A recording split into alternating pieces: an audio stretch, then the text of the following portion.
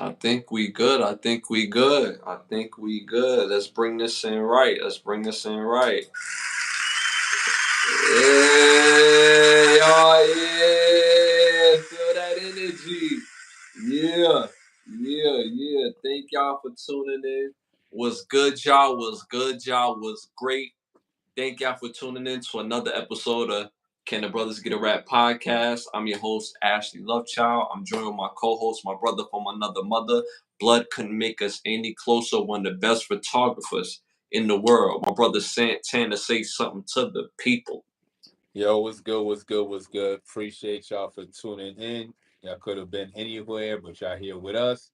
As you already know, we got a jam-packed show as always, and we're gonna get right to it. You heard? You heard? Yo, it's been one hell of a week. You know what I'm saying? So I'm glad that we all are here. It takes a lot during the day, you know what I'm saying? So this is like fun time, you know what I'm saying? This is where we can let our head down and, do our thing, you know what I'm saying? Pause. Uh, it's been a lot going on in the news, so we're gonna try to get to some of that. And yeah, man, a quick shout out to some of the people in the chat already. We got Krista Madlock, Rowan Jack, some of our day ones already in the chat. So we appreciate y'all always and forever.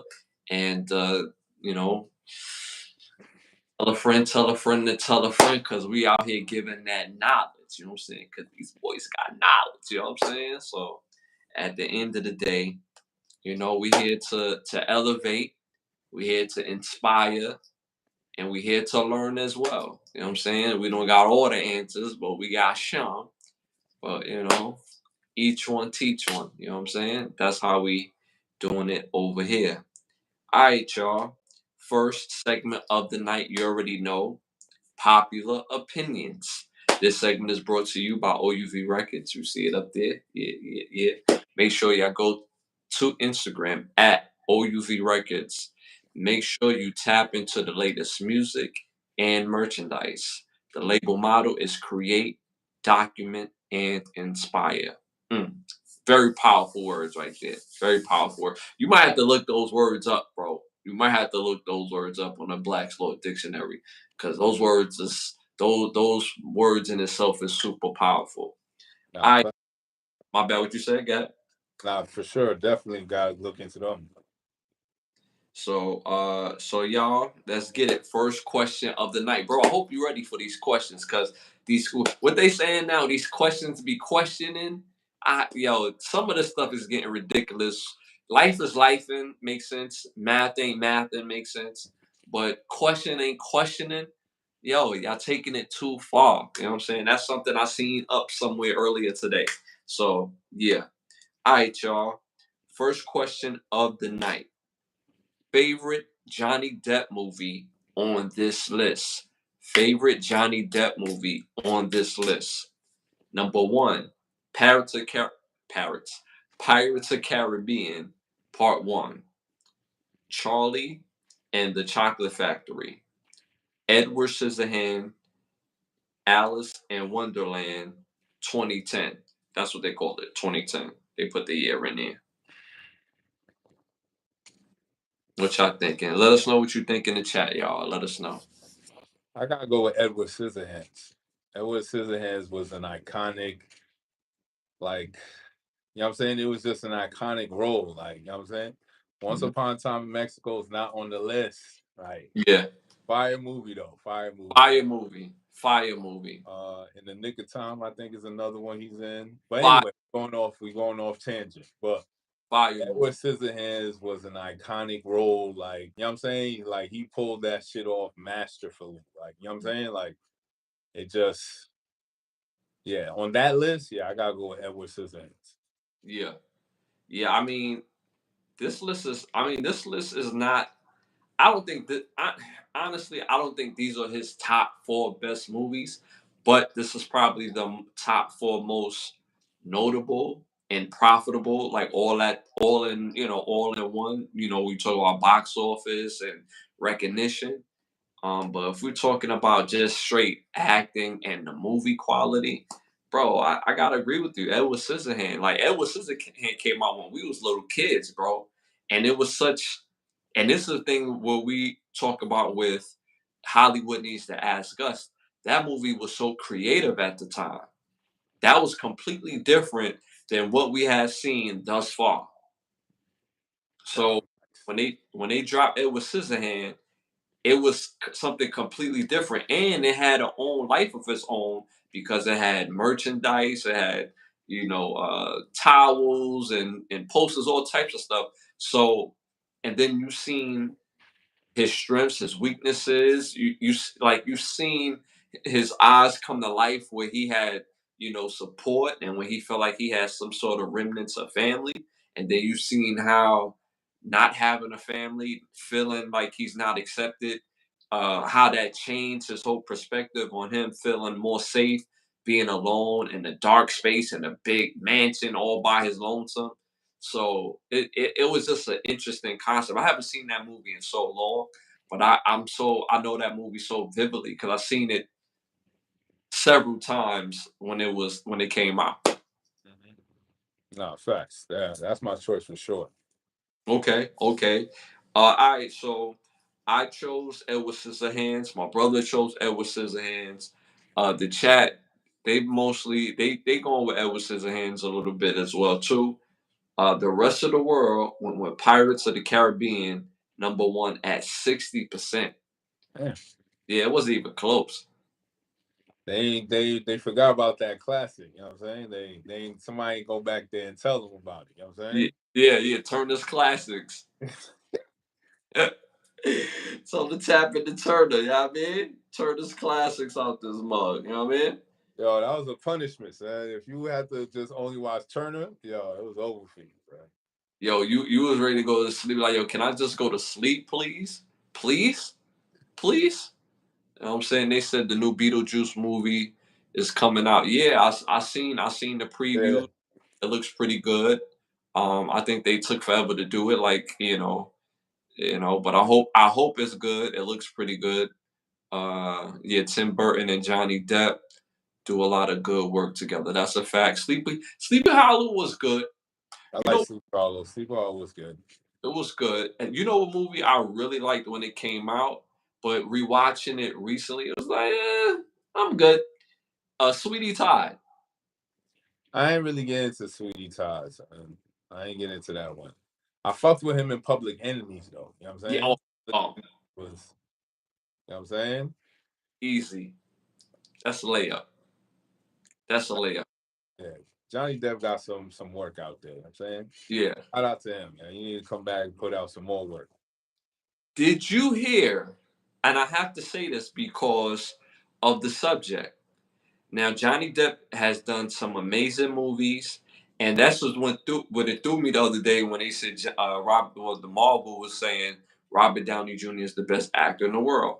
He's a great actor. He's in the conversation, but a guy like Johnny Depp, he takes characters that you wouldn't even think is realistic on the paper and make it real on screen. He So made me care for a drug dealing kingpin. He made me care for this man. Like, damn, is he gonna make it home to his daughter? Oh, he ain't make that last flip. Damn. why he can't get that one last deal? Know what Why I mean? would he get that one last deal so he can go in the sunset with his daughter? Like, You know what I'm you know saying? what I'm saying? Like, I felt him, son. Yeah, Yeah. yeah, yeah, yeah. The only the only time That's I got my point. You know what I'm saying? blow, the only time I got mad at him in Blow when he didn't put belt to ass with his woman when she was mad reckless. They got mad work on him, and she being wild, emotional, talking crazy to the cop, just being hella reckless. Like, You should have left that at home. you feel me? Like, just typical, in her feelings. Like, it got me tight. But But like that's a fact. He made you care that you wanted to see that drug dealer get away with it just so he can make it back to his daughter one last time. You know what I'm saying? So facts. so yeah, so shout out to Johnny Depp, man. Dope, dope actor, man. All right, moving on to our next popular opinions. Again, y'all, if the answer is not in the question, you know what I'm saying? All right. Fresh Prince of Bel-Air edition. If you had to pick a wife, number one, Lisa. Number two, Hillary. Number three, the original Aunt Viv. Number four, Jackie. Let us know what you think in the chat. They said Donnie Brasco. Donnie Brasco was fire. Oh, Donnie Donnie Brasco, Brasco was fire. Oh my God. fire movie. I mean, forget about it. You know what I'm saying? Donnie Brasco was, that's how you supposed to act. From that night on, that's how you supposed to act. That Donnie Brasco fire. Yeah, that's a fire ass movie. Good choice right there. I'm definitely going with the original Aunt Viv because that scene where she had to battle little young ballet chicks and she put foot to ass, yeah, with her little ditty bop. Yeah, I was sold after that. Yo, you see that? She did the stiffest. That girl was. That was the move that did it. You know what I'm saying? That was the move right there. You know what I'm saying? That was the finishing.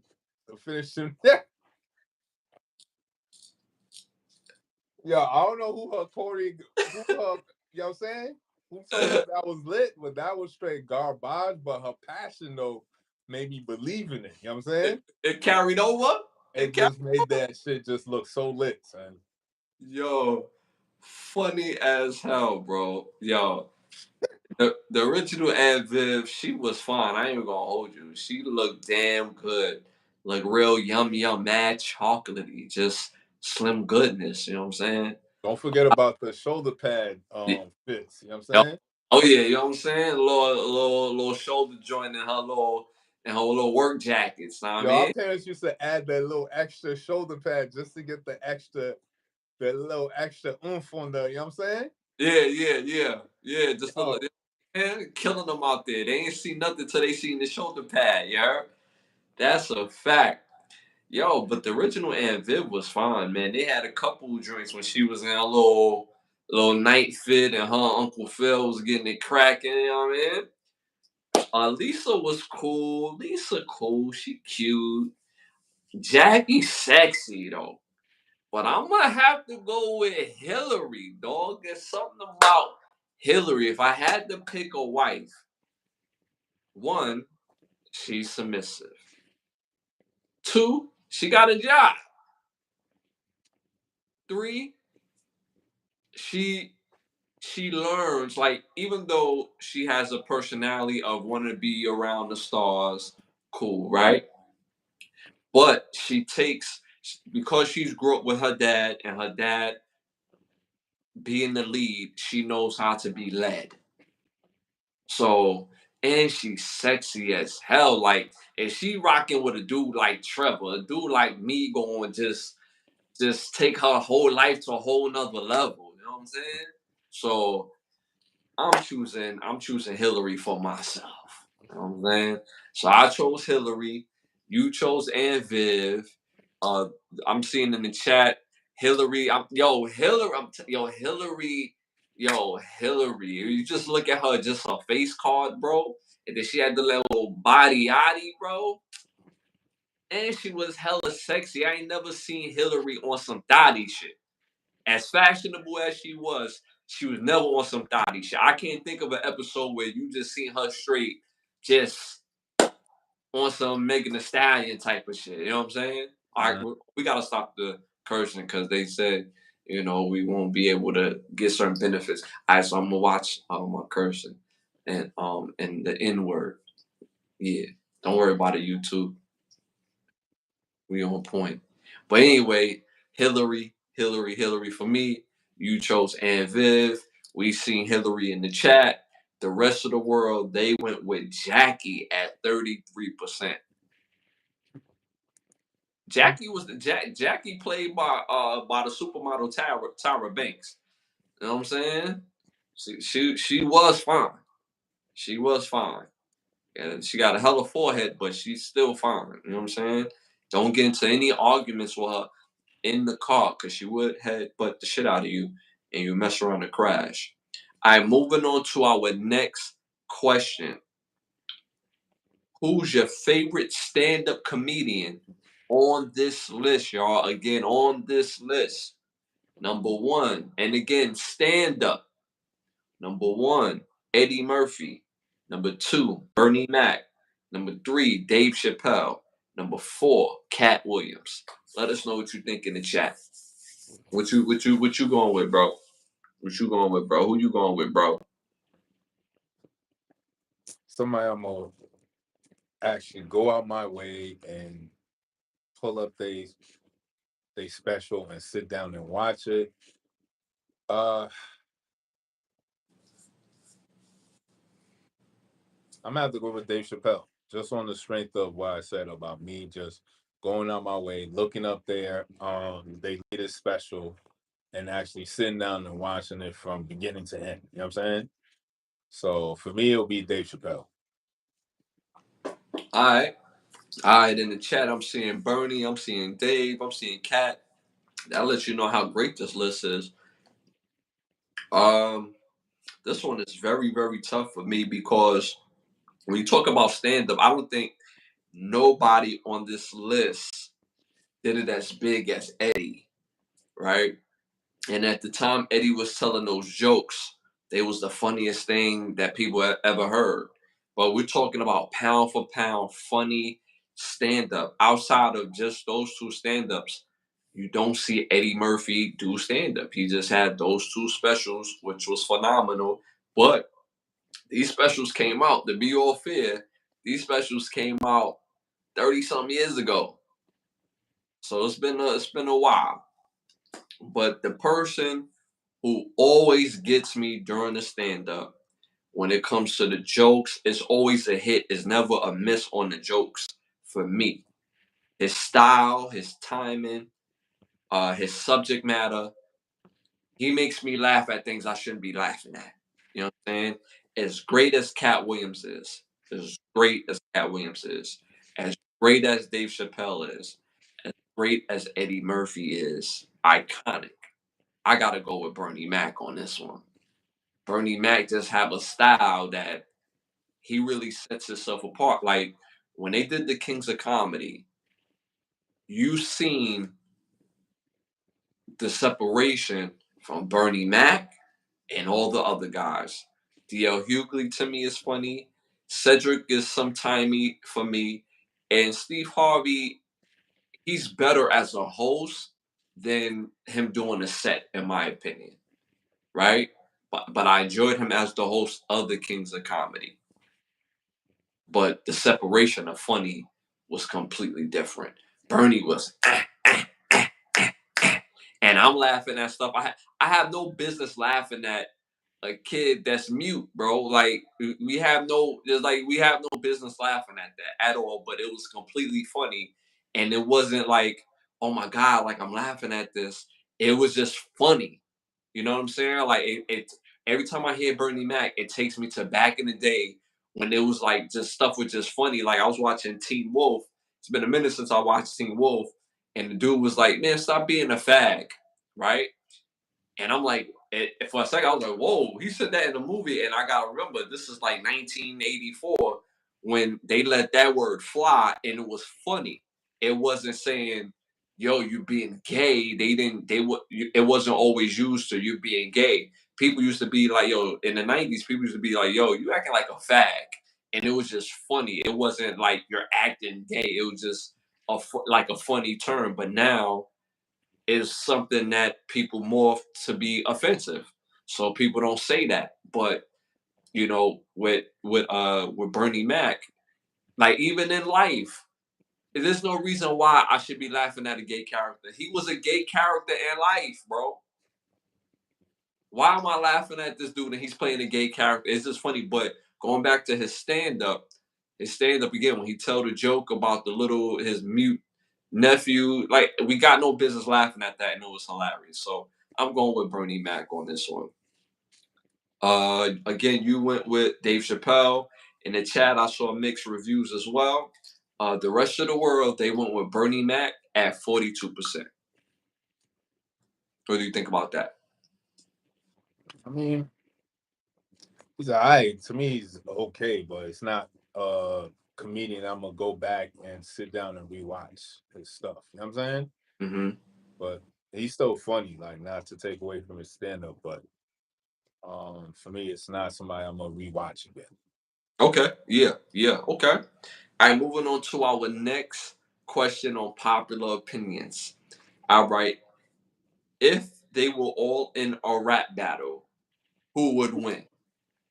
Number one, Redman. Number two, Pusha T. Number three, Black Thought. Number four, Most Def. They saying Trump. Yep. Rap battle. Mm,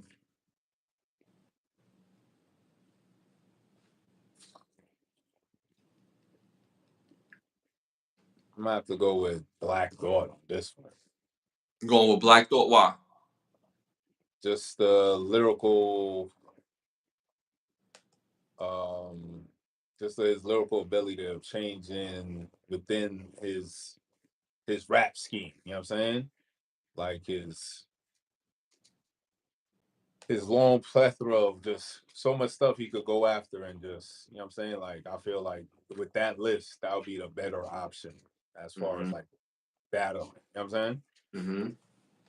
Mm-hmm. Me personally, I'm going with Redman. I'm going with Redman. Lyrically, he's so underrated. He's so creative. A lot of his hits is not typical hits of a rap superstar.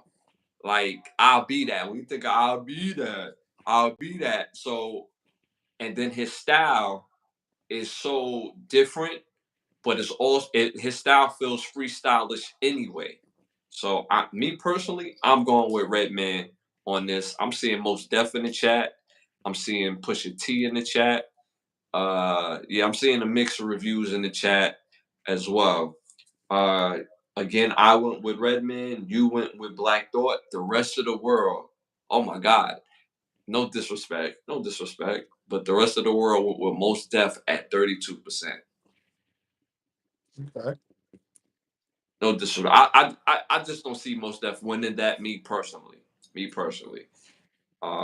All right, moving on to our next segment. Hollywood need to ask us, y'all. We came up with the segment because Hollywood need fresh ideas on how to entertain us with the movies or series. Bro, start this off first. Hit it. Well, give us what you think. Pause. I need a well, not a docu series because already that had the docu series. I need a full on series on Albert Pike. Now, Albert Pike is a 33rd high level degree Freemason who in 1872 wrote who was the author of author of the book Morals and Dogma. Now, in this book, it detailed how the world would come into like three wars. You know what I'm saying? Three world wars. And he wrote this back in 1872. So, you know what I'm saying? So, the fact that he had that type of knowledge or that type of fortitude and know-how as to what would transpire in the future leads to a lot of speculation. So it's a very interesting and character. We don't have too much information on him. Like he became which one called Mason in 1850 and served as a sovereign grand commander of the Supreme Council of the Scottish Rite in 1850. So, you know what I'm saying? That's a whole nother order right there. And he had just many titles and this dude had so many fucking medals. You know what I'm saying? And it's funny that we don't know too much about him. And he was very pivotal in the Civil War as well, too. Of course, he was with the Confederates, but that's a whole nother conundrum there too as well. So it's interesting how this man had a lot of hands in the pot and we don't really know much about him. So I definitely would like to see a series about this man and Hollywood. You need to get this going. You know what I'm saying? hmm hmm You know, it was quite interesting. Before you go on, I'm seeing YouTube moderator giving us a warning because I used the F word. And because I use the F word, we might get a ban on our live, but we could say the we could say the N word with reckless and abandonment. So it's quite interesting. It's quite interesting. If we was on a live before and when we use the N word and it will fly, I wouldn't see nothing about nothing when it comes to the warning. But because we use the F word in a sense of a joke and how it was meant and not the intent, then it is a warning. Man, get out of here. YouTube don't make us and YouTube don't break us. Anyway, dope idea. That's fire. I like that. I like that. That would be dope. That would be dope. Um, I want to see the effects of the meat packing industry on how it affected the like how we produce food, especially meat, because we live in a society where we just eat anything. We eat literally anything, and because they call it beef, because they call it pork, chicken, and so on and so forth, and how they prepare it, it's like, yo, it's good enough to eat, but we don't realize how it's processed and how it's made. So I want to see a movie based on that and the effects that I well, obviously we live the effects day in, day out, people being bloated and having bad health. You know, there's no reason why people is dying in their early 60s, late 50s to, all these cancers. And it mainly starts with food. Mainly start with food. It's so much to the point where when we get food in the packet, is much more safer just cooking it straight out the packet instead of rinsing it off. We're so used to rinsing it off as melanated people, but because the water is supposedly contaminated in some sort of way, and then the meat is already have underlining, things in it and stuff like that. So I want to see a movie about the not only the consumption of meat, but also the production of meat. So that's what I want to see Hollywood make. You Mm. know, Yeah, I, nah, gotta see the history on that, how it came about, and because how like the industrial production of the meat packing industry came to what it is now. You know what I'm saying? hmm hmm I think at the end of the day, this right here will be so beneficial because you can't unlearn something. Like every time I find something about out something, every time I find something about food, it turns me off. Like because you can't unlearn something. So and then I also, not for myself, but I also share it with my friends and my loved ones, like, yo, Doritos, you ever seen how they make Doritos? Look at this. You ever seen how they really make the chicken sandwiches that you eat, the turkey meat that you love, and how they grind all that meat together and they cut it real thin, but within the thin slices there's a whole lot of meat. Like if you buy like nuggets, uh certain nuggets from the supermarket, it'll say uh freshly breaded, but with rib uh insides or something like that. Like it's like, oh, but you think you eating chicken selects because it has the picture on it. It's like, yeah, it's our version of chicken selects and it has the rib meat inside, Mm-hmm. so it's not chicken, but they call it chicken. Right. You see what I'm saying? So I would love to see that. I think that would be so dope in my opinion. All right, moving on, y'all. Make sure y'all tap into the membership for this page, for this channel. We have gold, platinum, family, and day one membership. So make sure you tap in. The link is in the bio, or you can go to a rewatch and link it from there, or you can just go to the page in itself, and we have the link ready and up for you to select your membership choice. All right, moving on to our must see segment. Must see shows, must see movies, must hear music. You want to start this one off? Now you can start it off. All right, so my 3 must-see movies. Tap into these movies ASAP. All right, number one, this movie came out in 2005, directed by Wayne Beach. It's called Slow Burn. It stars Ray Liotta, Mackay Pfeiffer, LL Cool J, Tay Diggs, Joan Lee Blaylock, Achikwa Adu I know I said his name up. Bruce McGill, and Fisher Stevens. Fire movie. Fire movie about a young lady that has access to different types of worlds. One of her friends ends up dead. You have to see the rest of the movie. It's a fire movie. It's called Slow Burn. All right, my second must see movie came out in 1992, directed by Leslie Harris. It's called Just Another Girl on the IRT. Fire movie, hella nostalgia. One of the first independent movies I used to watch as a kid. This stars Arian A. Johnson, Ebony Jarito, uh, Thigpen, Jared Washington. You probably remember Arian A. Johnson, best notably for being like one of the students on the Steve Harvey show. She was like Romeo's friend and Coretta's homegirl. Funny movie, but also a serious movie. This his straight to the core, and this movie spoke to that time in the in the early '90s on what young girls was going through and the effects. And you got to see the movie. Tap into that movie. Just Another Girl on the IRT. My third final must see movie is called Prayer of the Roller Boys.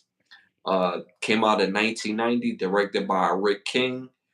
This stars Corey Haim, Patricia Arquette, Christopher Collett, Devin Clark, and Julius Harris. Fire nostalgia movie. Again, speaks to the time. They got the gooniest goon squad, right? But they all on rollerblades. You know what I'm saying? And they run the town. You know what I mean? But these ain't your average rollerbladers. Like they come up in sequence, they all matching, they got jackets with the graffiti on it, and they toting AR-15s, just toting. You know what I'm saying? And they run the block. You know what I'm saying? Actually, they run the city. You know what I'm saying? So make sure y'all tap into that movie. It's a fire must see movie. You know what I'm saying? You ain't never seen gangsters until you seen them on rollerblades with AR-15s. That's all I'm saying to y'all. Y'all ain't never seen that type of gangsterism before. You know what I'm saying? How they shoot from now on? That's how you want them to shoot. Yo, On I'm trying to tell rollerblades? you, and they can shoot and slide. Like, you know what I'm saying? They could ride by, gun you down. And he was hella fast on the rollerblades. You know what I'm saying? They might as well have bikes. You know what I'm saying? That's how Oh, fast they were. You know what I just mean? in and out, easy. You know what I'm saying? And it was deep, bro. Like, yo, tap into that movie, Prayer of the Roller Boys. Just Another Girl from the IRT, and Slow Burn. I'm so interested in what y'all think about these movies in particular that I named. I want y'all to see these movies and let me know what y'all think. Again, Slow Burn, Just Another Girl from the IRT, and Prayer of the Road. Yeah, y'all ain't never seen gangsters until y'all seen them on rollerblades with AR-15s. I don't think y'all understand that. And it was deep. Uh, Out there running the city, boy. Running the city heavy. You know what I'm saying? Your turn. Your turn, bro. All right, Chad. You know how I do. I always come through with a theme, never fails. This theme right here for these select movies on my list is movies with obscure American history. So these movies have a certain theme of American history, and it's sort of obscure. It has some dealings and some truth, and you know how Hollywood like to do. right? Yeah. So Yeah. first on the list is one of my favorites is Wild Wild West, right? Came out in 1999, stars Will Smith, Kevin Kline, Kenneth Bra, Selma Hayek, Bai Ling, Ted Levine, Garcelle Bouvier, Michael Sims, and Mosetta Vander. It's about this U.S. agent in the late 1870s after the Civil War, and he works for the president, and he goes on a secret mission to try to find this old Civil War general. And you got to watch the rest of the movie. It has a lot of gems in it. They definitely made this movie corny, but when you really watch the movie and the gems that they drop, and it's like, you know what I'm Hella, saying? Makes you want to think. hella. So next on the list on my obscure American history and film is National Treasure. Came out 2004, stars Nicolas Cage, Diane Kruger, Justin Barta, Sean Bean, John Voight, Harvey Keitel, Christopher Plummer, Hunter Gomez, and Helen Mirren. Basically about a bunch of historians, quote unquote, but they're actually grave robbers, and they're looking for the treasure that's been passed down from Mason to Mason all the way down the line into present day. And you got to watch the rest of the movie, you know what I'm saying, to find out what happens. So last on my list is the part two to the last movie I just mentioned is National Treasure, Book of Secrets. This movie came out 2007. And again, it stars Nicolas Cage, Justin Bartha, Diane Kruger, Ed Harris, John Voight, Helen Mirren, Harvey Keitel, Bruce Greenwood, Ty Burrell, Alicia Coppola, C.C. Smith, and Peter Mills. So the second one is basically about a book of secrets that every president gets to read when they go into their presidency, and they call on Nicolas Cage's character to find a missing piece of that book. And you got to watch the rest of the movie to find out what happens. These are fire movies, and they have an obscure version of American history that we're not taught in school. And they're very worthwhile to watch with that lens if you go back and watch these movies. So it's Wild Wild West, National Treasure, and National Treasure 2, Book of Secrets. Yeah, make sure y'all tap into those movies. Those are some fire movies, man. A lot of hidden gems that's not really hidden is right in plain sight. So make sure y'all tap into those movies. Fire movies. Rowan Jack, you are stupid. He said, Ash, no one drinks water that fully. What do you have in your cup? I have water, bro. This is all water in the cup, in the mug. I drink it out the mug. You know what I'm saying? It's safer that way. You know what I mean? It's glass. Safer that way, you heard? Mm-hmm. That's all I got in there. I drink that water. That's all I drink is water. You know what I'm saying? All right, moving on to our next must hear. Must hear songs. Again, summertime is winding down. It's August. I don't know if summer's over for real, but hey, depending on where you live, if summer's still going, me and my brother, we both live in Florida, so it's still summer for us. You know what I'm saying? I know some places in Texas it's kind of summery. Pretty much the southern states in western areas, California areas, still kind of summery. I'm not sure if it's still kind of summery in Washington. I'm not sure, but get your ears right. If you want to listen to some gangster boogie type of vibe, these are the songs you need to rock to. Put this on your playlist immediately. I'm going to take it back a little bit. Summertime gangster vibes, and you get your boogie on at the same time. Number one, Snoop Dogg and Exhibit, Chick Please. I can't curse anymore. Chick Please. Number two, Locks featuring Eve and Timberland, Ride or Die. Classic. Gotta put that on right now. Put that in your playlist. And number three, Little Kim featuring Little Caesar, Crush on You. Gotta have that. So again, three must-hear songs you gotta add to your playlist to give you that summer boogie vibe, gangsta boogie, Little Kim featuring Little C's, Crush on You, Locks featuring Eve and Timbaland, Ride or Die, Snoop Dogg and Exhibit, Chick Please. Gotta have that for your must hear is. Out of those three, bro, which one are you bumping tomorrow, bro? Oh, that's Locks, Ride or Die. You know what I'm saying? Classic gangster boogie. You know what I'm saying? For you, Mhm. why you pick that one in particular? Why? Yeah, it's a classic. You know what I'm saying? It's a no-brainer for me. You know what I'm saying? Classic right there. Yeah.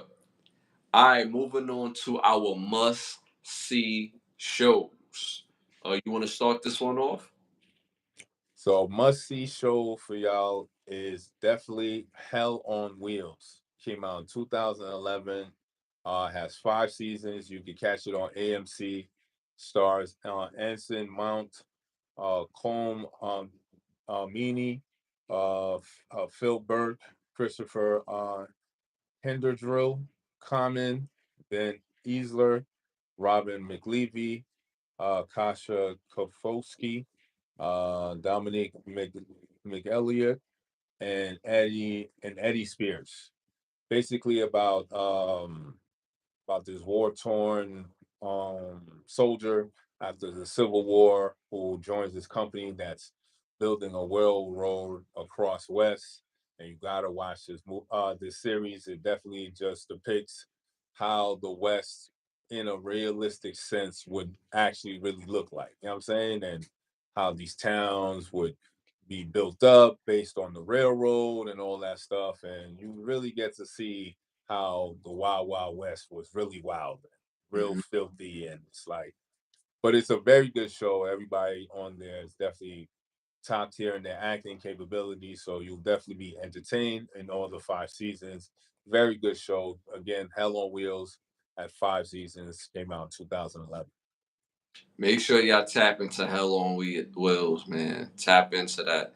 JJ was asking, going back to the must hear music. He said, "Chick, please?" Question mark. Laughing. I can't say the word, the real word, but I substitute the word for chick. So chick, please. That's the PG version of that song with Snoop Dogg and Exhibit. All right, yeah, but make sure y'all tap into that show. Fire show. Fire show. All right, my must see show is unlike any other show that I've mentioned thus far, right? This show is like a mix of like Law and Order. It's like Law and Order meets Melrose Place. You know what I'm saying? I My must see show. It's a must see show. Came out in 1991 and had 8 seasons. Silk Stockings. Fire show about two detectives, you know what I'm saying, in the heart and the sexy of the Miami area, you know what I mean? And they solving crime, you feel me? But just cause, you know what I'm saying, you might catch some people smashing out real like seductive, real like, you know what I'm saying, with the in the dark with the shadows. Like, it's a sexy show, you know what I'm saying? But they added detective work in there, cop work, you know what I'm saying? Real cop work, you know what I'm saying? And be the first on the scene and be the last one out the door. You know what I'm saying? So forget you and forget anybody else that got a problem with old Mike Lowry. You know what I mean? Mm-hmm. So So Mike Larry gonna be all right, you know what I'm gonna saying? be, you know what I'm saying? So the show again is called Silk Stockings. You can see it right now on Tubi. It's available on Tubi, y'all. Y'all can see all 8 seasons. Fire show again. It's Law and Order meets Melrose Place. It gets real sexy real quick. You know what I'm saying? So you don't want the kids to watch this. This is just for adults. Popping show. You know what I'm saying? Popping show. You gonna see somebody solve some crime and then you just might see, you know what I'm saying, something pop out. You know what I mean? Popping show. So make sure y'all tap into Silk Stockings. Uh, yeah, Rob Esses. Yeah, Rob Esses. Yeah, Rob Esses. Martez Capture, Charlie Brill, Janet Gunn, and Chris Potter. It's only fire show, man. Fire show. Tap Uh, into Classic 90s show, son. It was real 90s on that joint. You know what I'm saying? real 90s. You know what I'm saying? It felt 90s. It felt dark. It felt gritty but sexy though. Yo, you know what I'm saying? Poppin' show. Tap in. You got cologne for us? Definitely got to smell good. You know what I'm saying? They probably was rocking this shit in silk stockings. You know what I'm saying? Some Dolce and Gabbana. You know what I'm saying? Yo, there be scenes in that show where bro be wearing like shorty would wear like a silk scarf and it's wrapped around her face and she got the dark shades. She trying not to cry, but the end of the scarf is just flaying in the wind, Joe. You know what I'm saying? Like, yo, And silk mind stockings you, is just it was just a pivotal time. So you have to be there to watch that series, son. they was Funny, man. cops. Mind you, they was cops, bro. Back You feel me? It was cops. Like, you know what I'm saying? You ain't with the bad guys. You with the cops. You know You what I'm was, saying? You with the you good know guys. what I'm saying? Like, you feel me? Like they wasn't radio hosts. Their job was not sexy. You know what I'm saying? They wasn't a bartender. They was cop doing real cop work. You know what I'm saying? Chasing down rapists and murderers. You know what I'm saying? Like, nah, I'm calling homicide. I'm a narcotics officer. Yo, yo, you. All right, but back to the smell goods. You know what I'm saying? Because you guys smell good out here. You feel me? So Dolce and Gabbana is the brand, and the scent is intense. So definitely need that in your repertoire. Yeah, they definitely was detectives in suits with I'm telling you, with the shoulder pad blades. It was heavy with the blades. You know what I'm saying? Popping. And they had some intenso in they draw kit. You feel me? So get you some Dolce and Gabbana. The scent is called Intenso. So make sure y'all get that. So get that smell good. You gotta have that smell good to get that woman. So make sure y'all get that, y'all. Y'all already know what time it is. It's time to rap, y'all. Finally, it's time to rap. First hot topic of the night. This segment is brought to you by Button Snaps, where you get classic movies, shows, documentaries, and original content for your viewing pleasure for $4.99. Again, Button Snaps. First hot topic of the night. In sad news, excuse me. In sad news, actress Erica Ash passed away at the age of 46 on July 28th. So, quick shout out to Erica Ash, outstanding actress, done a lot of dope work, a lot of great shows, and yeah, man, rest in peace. Yeah, rest in peace to her. Shout out to her and her incredible work that she left us. So yeah, I have a bunch of stuff that we could still tap into with her on it. You know what I'm saying? Relive for some of her greatest moments. hmm They said she had cancer. They said she had cancer. And again, only 46 years old. Going back to what I was saying earlier about Hollywood need to ask us wanting to see a movie about how the meat is produced and the production of it and how we consume it. We not like as human beings, we do the oddest things that go against our own nature. And they said she had cancer. They didn't say what it was from, but I guarantee you a part of that was from the food. But she was in shows like Mad TV, Skin in the Game, Outlaw Johnny Black, Unthinkable, Good Things, uh, Uncle Drew. I remember her Uncle Drew. In Contempt was pretty good. Scary Movie 5. I will never watch any scary movies without Keenan Ivory Wayans, but I'm pretty sure she did a great job. But I've known her mostly for Real Husbands in Hollywood. She did an excellent job on Real Husbands in Hollywood and Survivor's Remorse, the show Survivor's Remorse. She did an excellent job on that. So and she got countless of other credits, but those are some of the ones I'm just naming uh, right then and there. I'm looking at it right now. So again, rest in peace, to Erica Ash. All right, y'all. Moving on to our next hot topic. Nike has lost over $25 billion after cutting partnership with the major retail brands such as Foot Locker. What do you think about that? So you said Nike lost $1 billion by cutting ties with Foot Locker. 25 billion. Mhm. Was there a reason why they cut ties with Foot Locker? They was losing money or something? No, they wasn't. They wanted to work on a system where they could directly sell Nikes to the consumer Without Foot Locker? without Foot Locker. So they tried it. So basically, they cutting out the middleman. But you know, it's just mathematics. If it's in Foot Locker and you get some more people, you make more money. I mean, if they don't really need to house all those locations, and they could do on some Amazon wave. I mean, I could see it because a lot of people do go to the store still, but a lot of people order as well. You know what I'm saying? So you got both. So it's really like maybe consolidating on stores, you know what I'm saying?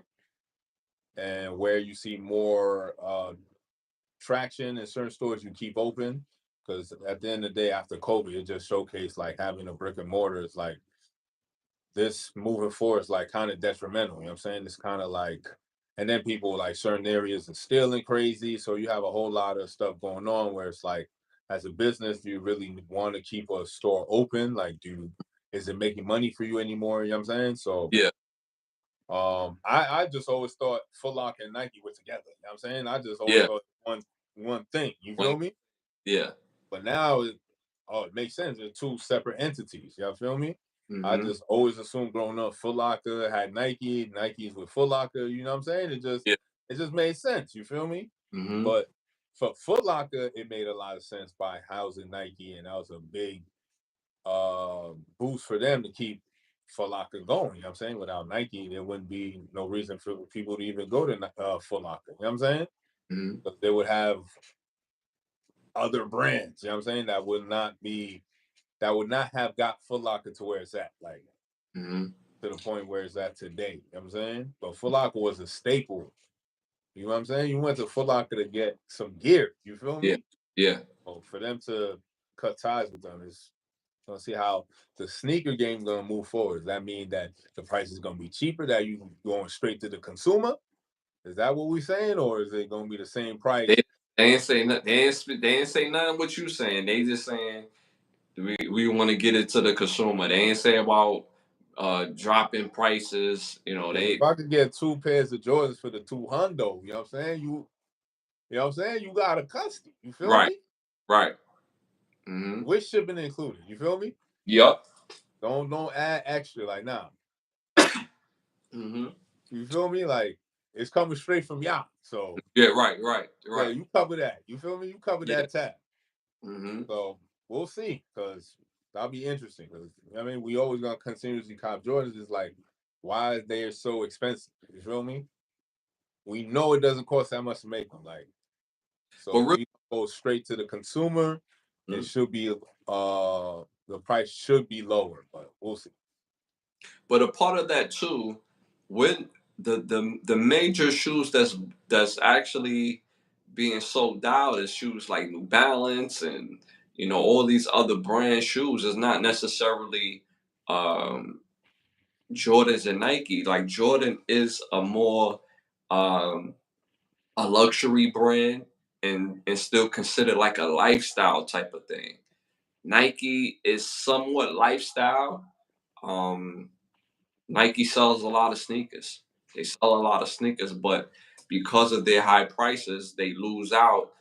And where they have them, that's why Saucony's have a market. That's why New Balance have a market. That's why Puma has a market, and some of the other upcoming, um, you know, uh, sneaker stores, brands.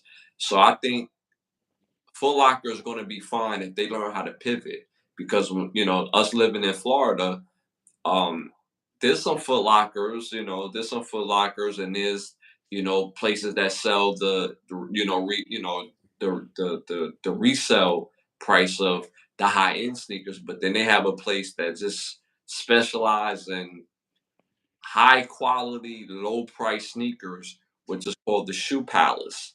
You know what I'm saying? Where Martin got his Air Wax from. You know what I'm saying? We But went to the shoe barn. you know what I'm saying? The shoe barn. You know what I'm saying? You could go and get you some kicks. You know what I'm saying? So because you gotta remember, everybody don't look at kicks like how we look at sneakers. You know what I'm saying? Like for us, it's our style. You know what I'm saying? We're gonna make this look good, but people just throw some slips on and they just keep it pushing. So if they learn how to pivot, they gonna be alright. But uh, 25 billion is a lot of money though. If you losing 25 billion to make another 20 billion, then okay. But if you're losing 25 billion just to lose 25 billion, you lost 25 billion. I So, mean, we talking about Nike. You know what I'm saying? They done made billions upon billions of dollars. So them losing 25 billion now today is like, I feel it's like a drop in the bucket for how long Nike has been in business. You know what I'm saying? For the longevity and how long they've been making money to up until this point. 25 billion sounds like a lot, but if we look at the grand scheme, like now, I don't think 25 billion to them is a lot of money because they pulled the trigger. You feel me? mhm, Like, yeah, we willing to lose 25 billion. It's cool. We're gonna that's make that right back. You know what I'm saying? Bet it right back. You know what I'm saying? but the five right back. You know what I'm saying? Yo, that's crazy. That's crazy. Air Force One talking about, yo, I'm just paying for paperback games and shit. Oh, Yo, yo, it is so funny to call it Air Force Ones because we from New York City. We grew up calling them uptowns, but the rest of the world calls it Air Force Ones. So it is so weird, you know, hearing that term. You got some uptowns, like so. So all right, so again, Nike lost that 25 billion. All right, three people were arrested.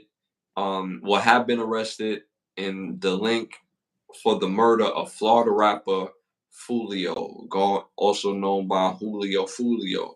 His real name is Charles Jones. One of the alleged murderers is by name goes by the name is a rapper also and goes by the name of Gotti Zay or Goody Zay. And also a young lady named Alicia Andrews, who also was in videos celebrating uh, Fulio's birthday weeks prior to. And so she is one of the assailants, along with Gotti Zay and another kid that they arrested in the murder for Fulio. What do you think about that? I mean, shout out to the police department for a speedy resolution to this case. You know what I'm saying? Mm-hmm. I mean, they told them like, yo, y'all come down here, y'all do stuff, we gonna get on your ass. Like, you know what I'm saying? Like these sheriff departments in these towns up there, they not playing, son. They have the wherewithal, and they know what's going on, and they're gonna solve the crime, and they're gonna put people in jail, and Mm-hmm. that's what that's what they did. So allegedly, they, you know what I'm saying, committed these crimes. They're gonna have their day in court. So, but shout out to for the police for doing their job. You know what I'm saying? Mm-hmm. I think this gives some sort of result to the family, um, because if they're willing to do something like that to a public figure, imagine what they would do and to somebody that won't garner any type of attention. So glad to get those kids off the street. They on a different type of time. It's unfortunate. Again, some of these kids y'all need to be drafting first. These are the type of kids y'all need to go draft.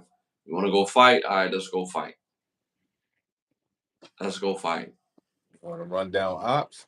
All right. Run down the real op. You know what I'm saying? This ain't Call of Duty.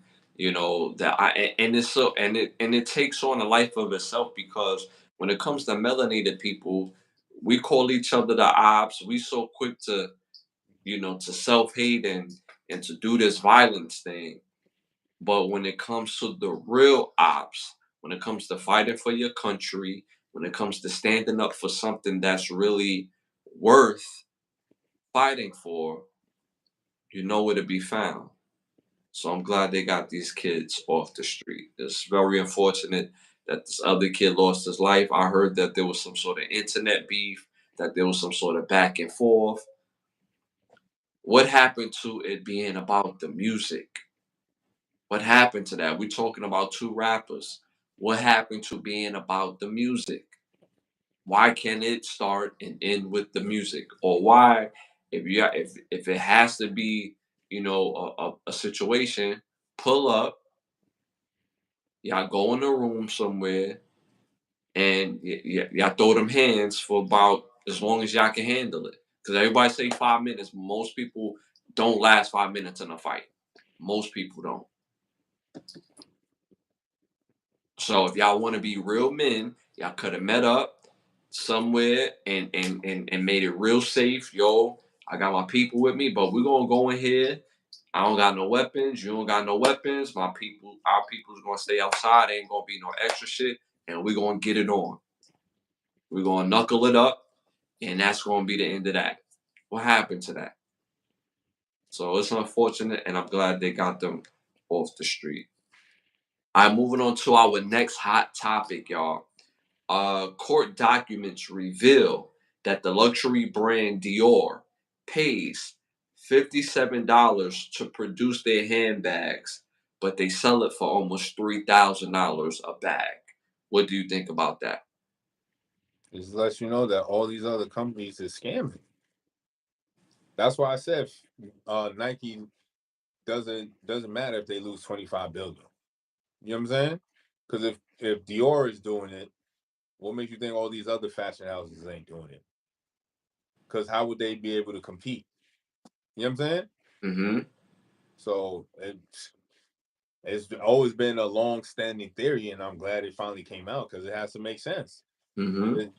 Your product has to be made cheaply, and then you have to sell it at a high price so you can make a profit. You know what I'm saying? Now Yeah. the margin of how high you charge it, that's based upon the brand and based upon how well the consumer is has a long-standing relationship with your brand. You know what I'm saying? Mm-hmm.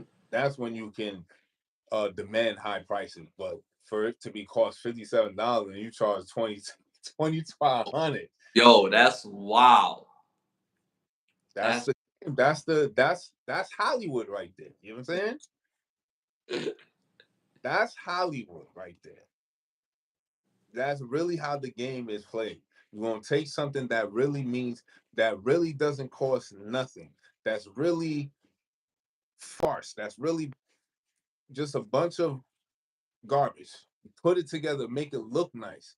mm-hmm. Put nice people wearing it. You know what I'm saying? Like you put it in the upper echelon of this level. Like if you're not up here, then you know what I'm saying? You can't really rock this. So it creates this ideology in a person's mind that they gotta have this. And then that's how the game is played. You know what I'm saying? Yeah. The game Yeah. is all about finesse. Yeah. I don't know, bro. I might be. I might need to add another business to my repertoire and come out with these ash bags. You know what I'm saying? Get your ash bags, high end. You know what I'm saying? Ash bags. But anyway, that's a hell of a markup, bro. Like that's yo. You know how sweet of a business that is. If your product takes $57 to make, and you turn around and sell it for almost 3 grand. That's And the and it goes into a deeper issue where you have all these, women that say, "Oh, I want my man to buy me a Birkin, I want my man to buy me a Dior or Louis Vuitton or this or that," and these bags don't cost much to make, but he had to spend $10,000, $50,000, in some cases $75 to $125,000 for a bag that literally took 50. Well, I would say $250 to make. If we're talking about $125,000, I guarantee you that bag probably didn't cost no more than $150 to make. And they got people that look like us, ready and screaming. They always got the cameras out, buying these bags and making it look like this is what you need to do as a semblance of luxury and wealth. When it's like the people who have luxury and wealth don't even do that. Mm-hmm. You know what I'm saying? It's facts. They don't even do it. Because what's the rate of return on that? Yeah. Yeah. You know what I'm saying? I noticed something, right? When I I when I first moved to Florida. No, this is not first. I'm in Florida now for like 9 years. But on my fourth or fifth year, I used to do this thing where I used to just drive around, right? Just to see the different areas, right? So I get to one area that's real ritzy, real fly, where everybody house on the block is saying something. Just like the house is just like, yo, woo, who live there, right? And I always look at their garage as I'm, driving through, I'm pacing through because I want to take a good look at the house. And in their driveway, they never had an expensive car. So here I am driving a nice vehicle, and I'm looking at these houses, and these houses are gorgeous.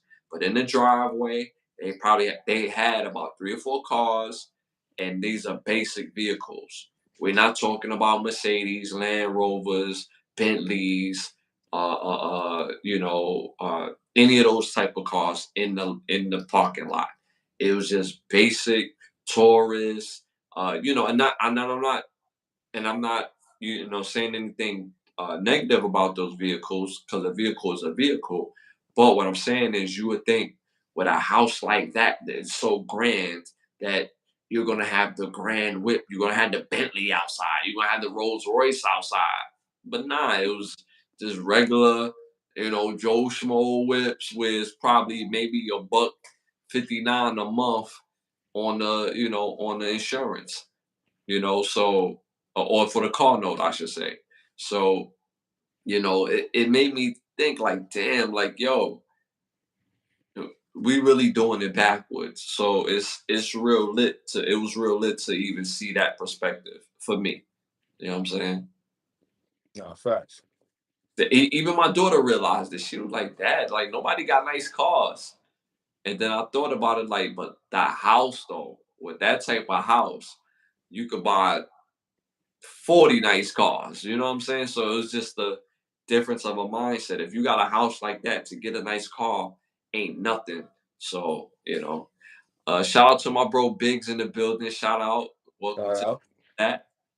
All right, moving on to before we move on. So I just wanted to pin this before we move forward. So it's just real interesting that our culture go so hammies on buying these products. So if they saying about Dior, imagine how clothes, sneakers, what the cost of it to produce, and then as consumers we are buying it. So this is very interesting. And I'm big on Ralph Lauren, but right now y'all see I got my own T-shirt on. You know what I'm saying? Repping, the new thing I got going on. I'm gonna reveal that in real soon as well. But you, as you grow and and you do better. So, all right, moving on to our next hot topic.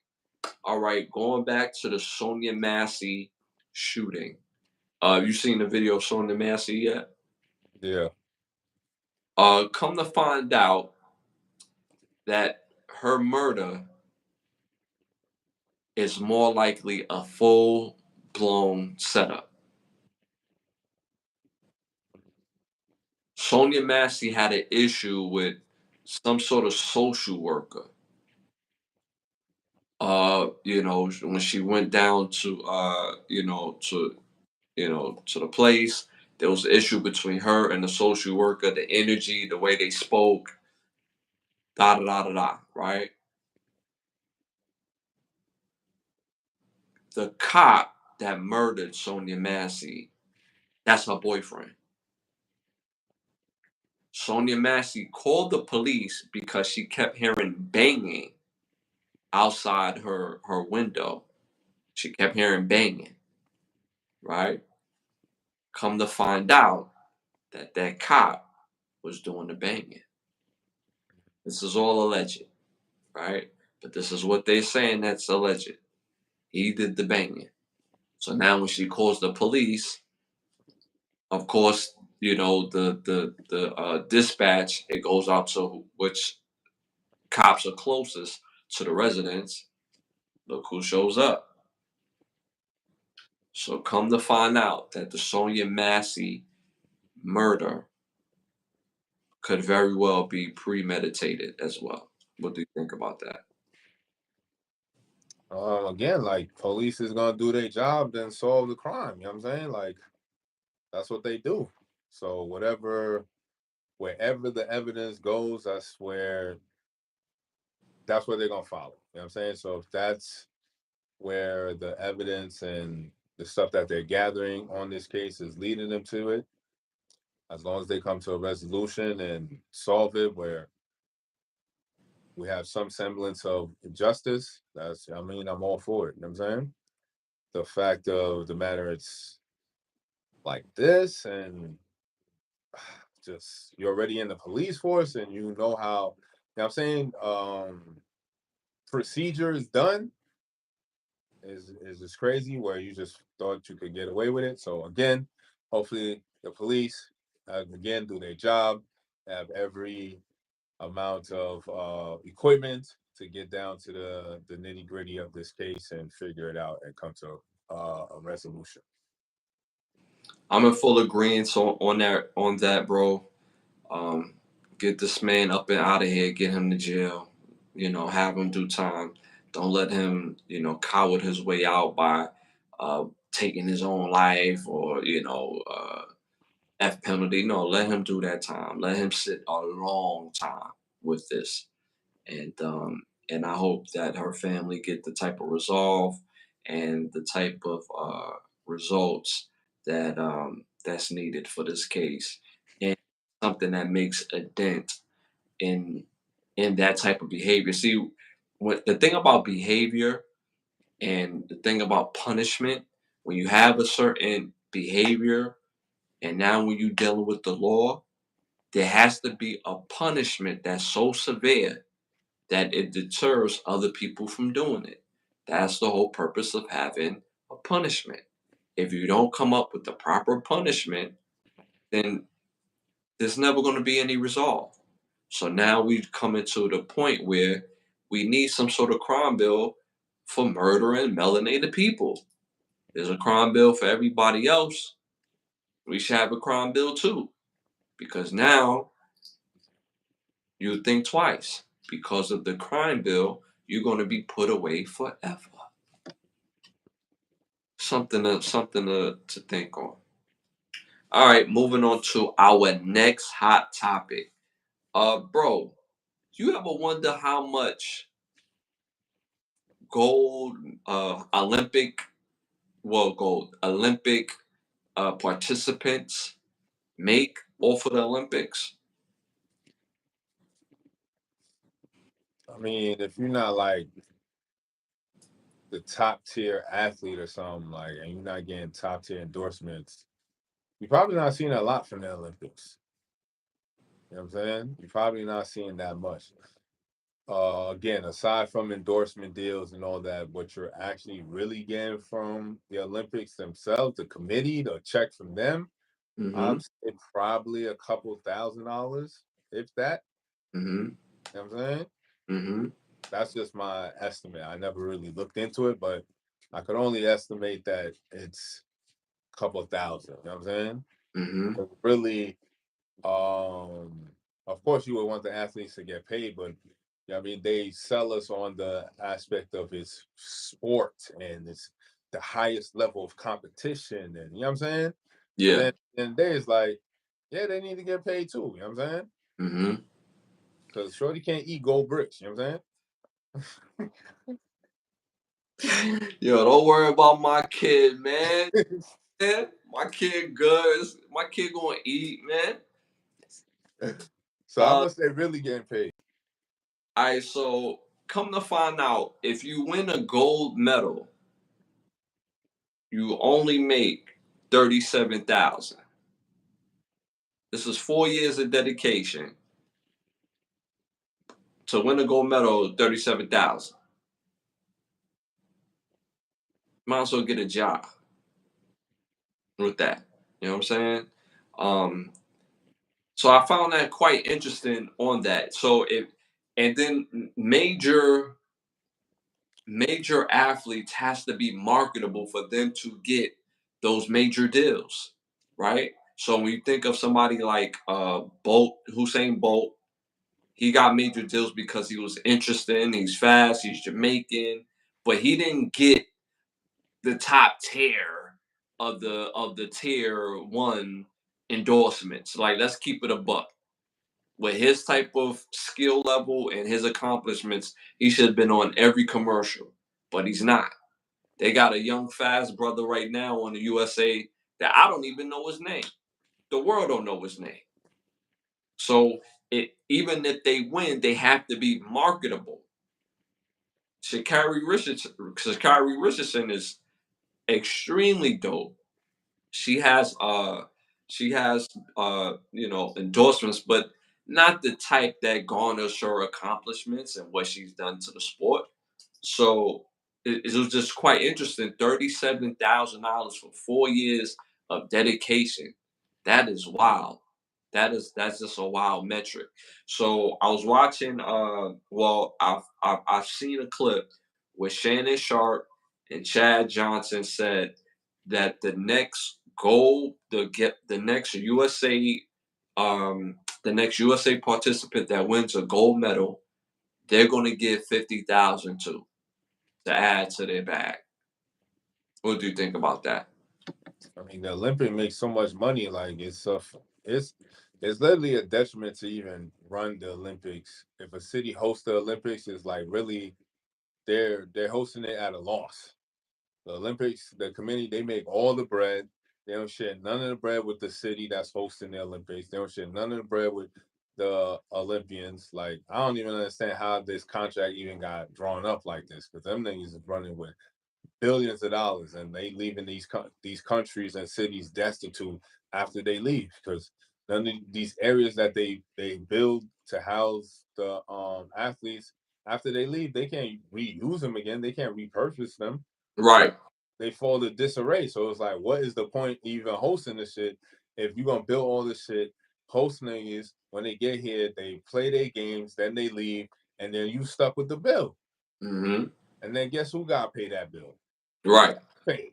Right. You Mm-hmm. know what I'm saying? So it's like, yo, they play all these tricks with us and all that. Like, oh, another good trick is like, oh, when if there's a police involved shooting and the person was gained some money and all that stuff, whatever the cost of the money, I'm glad that they got their money. But that's taxpayer money.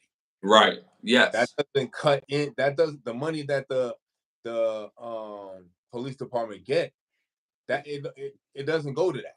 Mm-hmm. You know what I'm saying? Mm-hmm. So I feel as though if certain things were happening, you tap into people's money, then people will start acting right. Then certain people, you would get 37,000 for winning a gold medal. You know what I'm saying? You would get some more than that, because me being there, you getting all the TV deals, you getting billions of dollars by me being there. You know what I'm saying? You filming me, you get massive amounts of money, and you just give me 37,000. Mm-hmm. For 4 years, not for that year. For 4 years.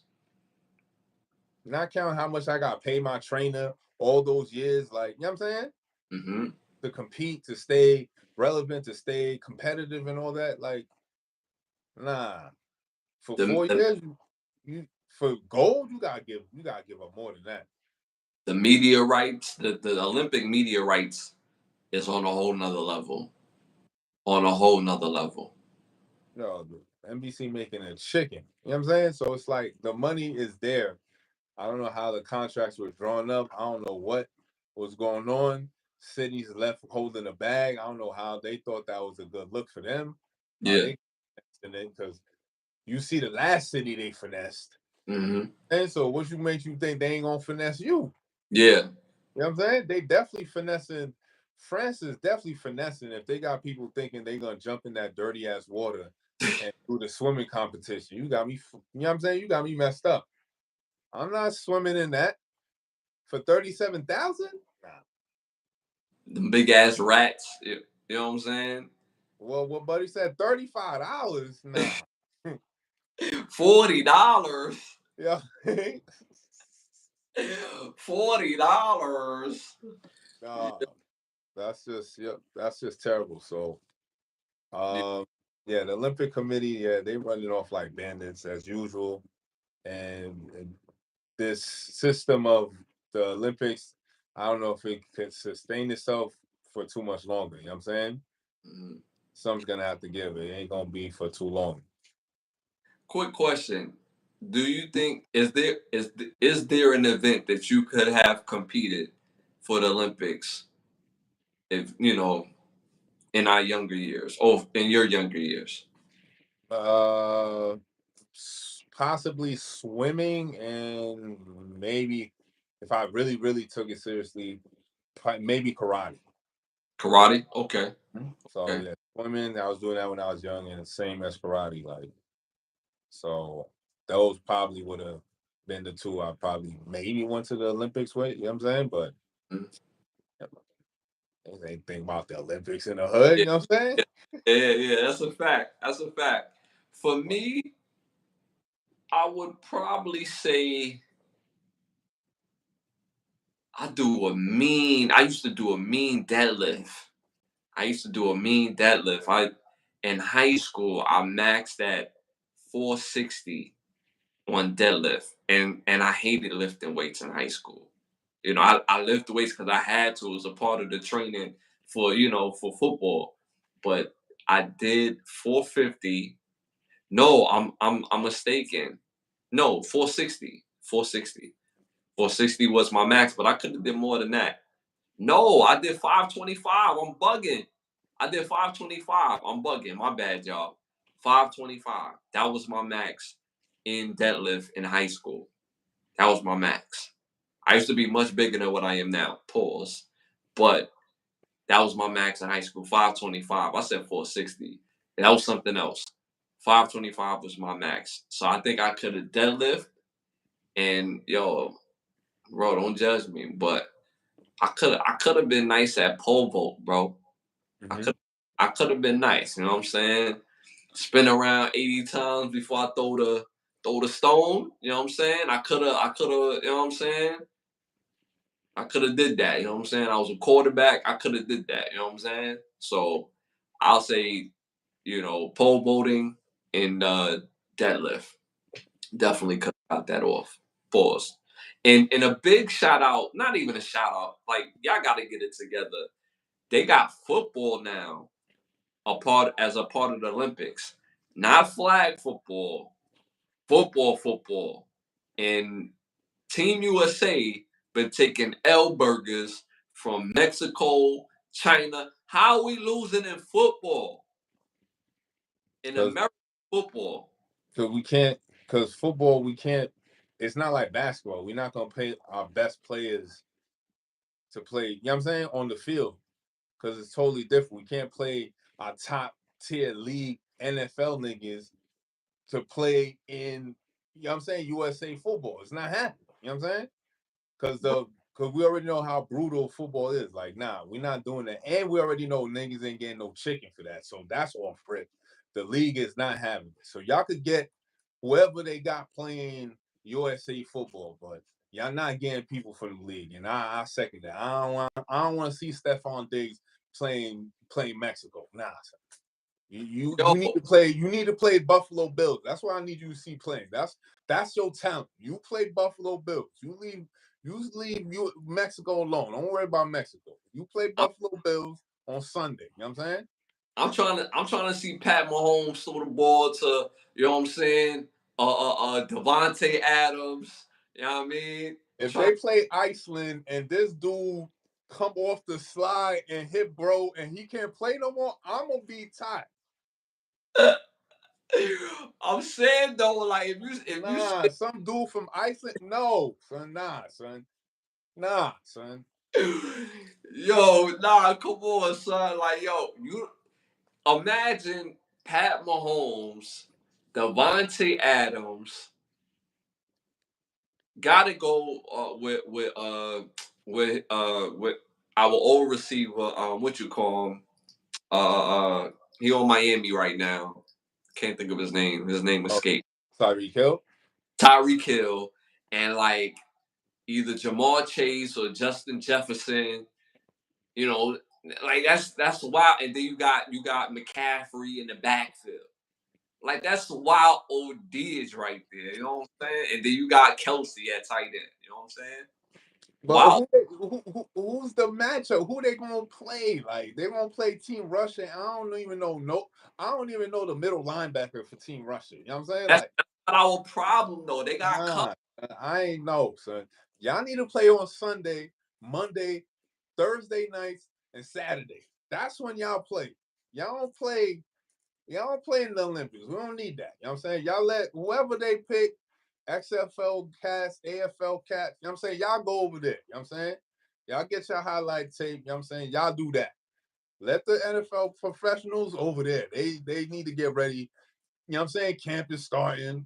Season about to start. Nah, we don't need you over there in the Olympics. Chill. You stay over here. You know what I'm saying? It's terrible. Yeah, it's horrible, but I get it, son. This is our sport. So I really think that, like, yo, I know a few teams in Brooklyn right now that will go to the USA games and beat Mexico, Iceland, all these other countries, bro. Like, I take the Brooklyn Seminoles and take them and take the Bayside Raiders and take them to Iceland. You know what I'm saying? And y'all, you know what I'm saying? Y'all get it in the mud. You heard? Like, for real, bro. It's too many teams, but you hit the nail on the head because they're not paying players. A lot of the top players are like, nah. So when I seen the team, I'm like, yo, who is the? Even if you take the dudes from the USFL or they combine the USFL and the UFL and the XFL, they combine leads. If you take one of those teams or the All Stars for them, we not watching China, Russia, like us losing is bad, bro. It's American. It's our sport. Like that's just wild. That's just wild to me. That's just wild. But shout out to Shannon Sharp and Chad Johnson. What do you think about that? Of them saying that they're going to get $50K to add to the Olympians' pockets. I mean, the mere fact that they even coming out their pockets is just showing you how tight the Olympic Committee pockets are. They're not trying to pay nobody. Mm-hmm. And they the one hosting it. Yeah. Eh? Yeah. So I don't even know why they doing that. Like, that don't even make no sense. If they not hosting, they not cutting the checks. Why are you cutting the checks? You know what I'm saying? Why? Yeah. We need to find out why they're not cutting the checks. Because they're the one with the bigger bag. It makes more sense. Like, why would I not go to them and find out, like, yo, why are you not paying me? Yeah. Yeah. Something's in the contract or something. Like, it don't even make no sense. Mm-hmm. Like, I get you competing for the sport and da-da-da-da-da, but the glory of the game. Yeah, I get all that, but you can't eat your track sneakers. You know what I'm saying? Mm-hmm. That's not going to sustain you. You know what I'm saying? Go to the Buick. Turn around.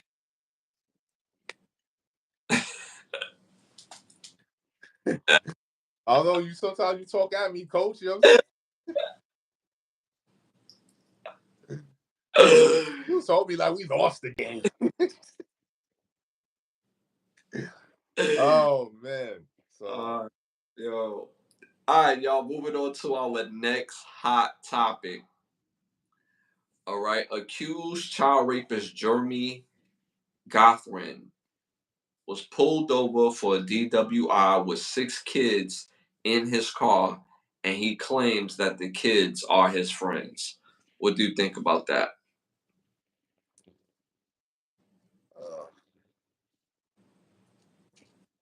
6 kids, and you was already arrested now. Rearrest them. I'm pretty sure they arrested him right on the spot. Like no other adult, just him. Just him. Nah. And even if there was another adult, you're sus too. You know what I'm saying? All y'all. Bookings right now. You know what I'm saying? Till we sort this all out. Mm-hmm. They say too good for him in the chat. Shout out to Rowan Jack. Yeah, it's just that's wild, man. I don't get certain people, dude. Like they just, man. This dude needs to be in a special type of jail. Um, I can't say what I want to say, but this dude needs to be locked up. He needs to be put away. We don't jack rapists, child rapists. Uh, just just an awful human being. And the craziest thing, and I spoke on it in past shows, that most people like this man right here, or at least what he's been accused of, look like somebody that we cool with. Not somebody personally that we know, but just in a general sense, look like a normal guy that goes to work, come home, pay bills, take care of his family. When he seen you, he throw the hands up, hey man, how's it going? How's your day going? Oh, it's going good. And da da da da. He seems like a normal, regular guy, but engages in activity like this. I mean, Dexter showed you how these people hide in plain sight and try to keep their dark passenger at bay. You know what I'm saying? Just because the main character in the show Dexter was a serial killer doesn't mean that the people that he was going after didn't have the same dark passenger as them. You know what I'm saying? Or trying to be in society and put up a facade in the front. You know what I'm saying? There was many other characters in that show that showcase that same derivative. You know what I'm saying? They'll put up a front, be great in society, they're giving, they're philanthropists and da da da da. And behind closed doors, they're sadistic as hell. Like, you know what I'm Yeah. saying? So they know how to hide in society very well. You know what I'm saying? And it takes another person that's on that level as them to really spot them out, because you wouldn't be able to see it because they know how to hide very well. Like the most famous one was Trinity Killer. Like Yes. guy was like, oh yeah, he might be a loner and guy had a whole family. You know what I'm saying? Yep. Leader and all that. Like growing gardens. And How, every how, 2 years he burying like 2-3 people. You know what I'm saying? mm-hmm. Just cuz. Just cause. You He don't even know why. don't So even know why. like these people hide in plain sight, and it's unfortunate. Like this is more. I feel like it's a mental. It's a mental thing now. Like it has to be catered to more mentally. Like you gotta go into a mental asylum, and you just gotta be there. You know what I'm saying? There's no coming back in society after that. You know what I'm saying? Because that's not a that's more of a mental illness, and that needs to be long-term treatment in an asylum, away from people. You know what I'm saying? Mm-hmm. Away from society out there. But yeah, that's crazy. So hopefully he got detained and rearrested. Yes, I agree with you on that. He ended up getting arrested, but you got to keep a guy like this away from society. Seriously. So, all right, moving on to our next segment. Our next segment is brought to you by Bravo Section. Make sure you go to bigbravosection.com and book a session with one of the best photographers in the world. If you're in the Miami area, if you're not in the Miami area, you can still book that session, fly out, and take care of your session. Make sure, again, you go to bigbravosection.com. Do you have a petty thought for us? Chat, petty thought is now consistent on words from the Black's Law Dictionary. I feel as though like understanding the legal definition of words that we hear every day in our day-to-day lives have more of a substance if we were to understand the legal definition of these words. So, first word on my list is filibuster. Right? So filibuster is a tactic designed to obstruct and delay legislative action by prolonged and often irrelevant speeches on the floor of the House or Senate. So if you want to just talk malarkey and waste people's time, you pull in a filibuster.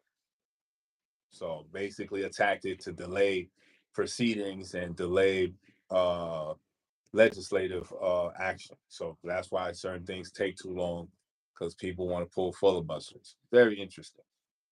Now, next word on this list is essence. So the word essence is that which is indispensable, the geist or the substance of any act, the vital constituent of a thing, that without which a thing cannot be itself. In essence, you know what I'm saying? Your soul. You know what I'm saying? So that's the legal definition of essence. All right. Next word on the list is third degree. All right. Term used to describe the process of securing a confession or information from a suspect or prisoner by prolonged questioning and the use of threats or actual violence. I mean, most of y'all know this from watching the first 48. You know what I'm saying? So when the aggressive interrogations come in, that is the third degree. You know what I'm saying? So last on this list is politics, right? The science of government and the art of practice of administering public affairs. Politics. I still don't know what that means. You know what I'm saying? Like that meant nothing. You know what I'm saying? It's what you would say word salad. All right. It's the science of government and the art of practice and the art or the practice of administering public affairs.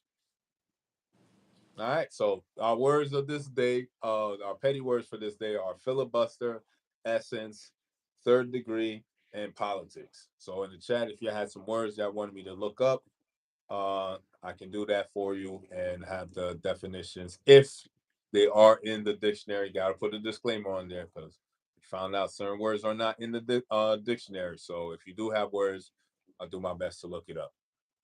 So make sure again y'all tap in with my brother, send him some words to look up, and if it's there, he's gonna break it down for y'all. So dope set of words, and keep it up, keep it up. Let's break this uh language barrier down to a science. All right, moving on to our next segment, our Keep the Lie Live segment. Keep the lie live. Keep the lie live. Gotta keep the lie live. All right, let's keep the lie live segment. Uh, it's funny how you had said something about it with Black's Law Dictionary that I want to mention for this episode was, y'all, a lot of these celebrities, when it comes to the word politics, my brother said we don't know what politics is. They are flat out media plants to gain support and attention for one person from the next. Just because your favorite rapper, and it kills me in our community that our favorite rappers or our favorite uh somebody we'll see on a reality TV show speaks up for another for a candidate. We like, yeah, because I like this person as as my reality TV show guy, I'm going to listen to him or her. And it's so funny, other cultures do not do that. Just because, I put it like this. I've never seen Eminem speak for the culture of white people about things that white people need in this country. He doesn't speak on that. And the rest of the people that look like him don't want to hear from him about worldly issues. When you got a record, we want to hear it. Other than that, whatever your experience is, sit down, have a Coke and a smile. Mhm. But for some reason in our culture, Paul George, and I'm just using him as an example, not that he's done anything. Paul George, great basketball player. He's coming out and speaking about worldly views. Again, this is not something he did. I'm just using him as an example for y'all out there. And then as people of melanated people seeing this and be like, yo, maybe I need to do what Paul George is talking about. Maybe I need to vote this way, even though Paul George has not mentioned a word of this person's policies. Paul George has not mentioned a word of what they're planning to do in the next year. And then what they're planning to do in year 2, in year 3. But again, in other cultures, people that does politics, the people want to hear from the people that does politics. But in our culture, the people that do politics, you don't really hear from them. They want to see you standing with Megan Thee Stallion. They want to see you standing with Amber Rose. They want to see you standing with Quavo. Like Quavo has something to add to the conversation of worldly views in politics. Quavo probably don't even know how politics work.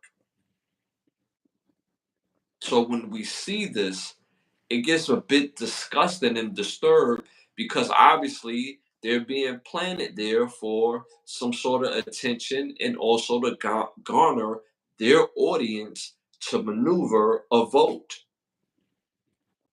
And that's all the setup is. But none of these people are speaking on the value of that particular vote. Like again, I use Paul George as an example, but Megan Thee Stallion was one of them. Quavo was another one. Amber Rose was another one. They sticking up for people that you don't know where they lie. They speaking on candidates when you really don't know their policy for real. This is why last episode I called one of the candidates the living image of the movie Distinguished Gentleman of Eddie Murphy when you did not know his politics. You knew the name. That's it. These people are media plants. It's one thing if you have somebody, because you could do more than one thing. You can be an artist, you can be a salesman, you could be a plumber and still speak on politics, but you have to know the game. You have to know politics to be standing with somebody talking about politics. If you're just sitting there talking about the person's character, but you don't know them personally, so therefore, you are a plant because you're not speaking of anything of valuable of value and of substance to the policy that this candidate is going to implement that's going to make our society better. Anything you want to add to that? It's just really the same playbook every year. You know what I'm saying?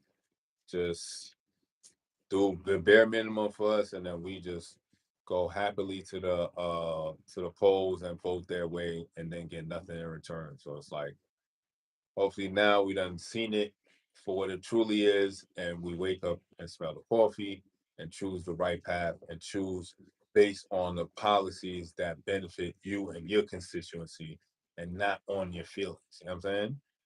Because it doesn't matter about how you feel about the person, is does that person see your views the same way you see your views? You know what I'm saying? He may not look the same way as you, but God, he wants the same end result. So why not? You know what I'm saying? If the end result where we're trying to be, like, why not we help each other get there. You know what I'm saying? So it's really based on voting on policies and what have they done in the past and what they say they doing. If what they're saying they doing is going to match what they're going to do when they get in office. You know what I'm saying? So if we know Kamala Harris hasn't done nothing for black people, and she said it out her mouth that she's not going to do nothing for black people, why would you want to vote for her? Because everybody votes for people that's going to do for them. So there should be no reason why we do the same thing. And when the race card is played so effortlessly, but we live in a society that's based on classism. In this day and age, what separates people is classism. Is not necessarily race. Race is a tool that they use to proliferate classism. I have more in common with somebody that's on my level, regardless of race, in the sense of lifestyle, what I believe in, what I want for my family, than somebody that just look like me, but he doesn't have the same worries as me. So now the world has really become a true measure of classism, but they hide it within using race. We do it all the time, but if you go to your local football team, guess what? You're going to have melanated, you're going to have white folks, all there together, for a common goal, win a championship. So now, in the grand scheme of life, take that football team and turn it into a job, a place of business, where all these people that come to do work and to make money, to make as much money as they want to make, but they also want vacation time. They also want suitable pay. They also want the suitable pay that they make be able to pay their bills, take care of all their needs, and some of their wants, at least some of their wants. So we got to recognize what's going on before it's too late, y'all. And again, I'm not swaying people for voting for this person or for that person, but you have to recognize the game that's being played. Like Dave Chappelle said this so effortlessly when he in one of his stand-ups where he's saying that he was like, Ja Rule's on the line, like something happened or whatever. And he was like, yeah, we got Ja Rule on the line and Ja Rule's going to tell us his thoughts. And Dave Chappelle is like, I may not want to hear from Ja Rule because Ja Rule might not have the answers that I need right now. Because we're not talking about music. We're not talking about albums. We're talking about a serious subject, whether it was politics or it was something that. But he was like, he was saying that the media spins it like we're gonna say, "Yo, where's Ja? We need Ja to make sense of this." Getting somebody, a rapper or somebody that has an audience that gains attention. Like I'm really gonna go crazy if I see any of the candidates on a Kai Cenat stream.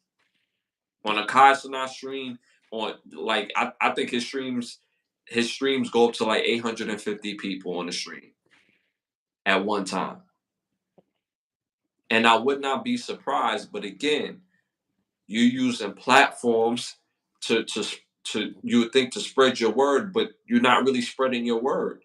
You Because you're standing next to somebody that has some sort of influence, you're looked at as cool or one of them when you're not. When you're using race, but we know that classism is what separates the politics outside of race. If you took two people and they made $100,000, whether they was melanated or white, and they have a family that they need to take care of, they got a kid in college, they got somebody that need dental work, they got somebody that need medical work. They will have more in common than just somebody that look like them. So that's my keep the lie live for this episode. Anything else you want to add before we close out? No, that was it. Okay, okay. What you all think? Okay. Shout out to Abdul, real active in the chat. We appreciate that. We appreciate you. But again, y'all already know that's the show. It's been amazing, a great conversation as always. We be having these conversations every Thursday, every Sunday at 10:30, and it's never a slang. You know what I'm saying? So make sure y'all tune in to Can the Brothers Get a Rap podcast every Thursday, every Sunday at 10:30 p.m. Also, tap in every Monday at 9:30 to the Overstand podcast. Why understand when you go overstand? So make sure y'all tap in. A quick shout out to some of our sponsors, Bravo Section, Button Snaps, and OUV Records. If you're interested in becoming one of the sponsors of the show, hit me on Instagram at Ashley Lovechild, or you can hit my brother up at Bravo section _ So again, if you're interested in becoming one of the sponsors of the show, hit us up on Instagram. All right. Also, be on the lookout. I'm dropping a new EP called Summer of '08. Working on it right now. It's gonna be so fire. I can't wait for y'all to hear. This is fire. So make sure y'all tap in when it's ready. Also, if you never heard of my music, tap into Apple, tap into Spotify. You can find me at Ashley Lovechild, and I got a lot of dope albums. My brother, you got anything you want to add or plug or promote? See you on Sunday. All right. It's always love, y'all. And we'll be back Sunday at 10:30. Tap in. We out of here.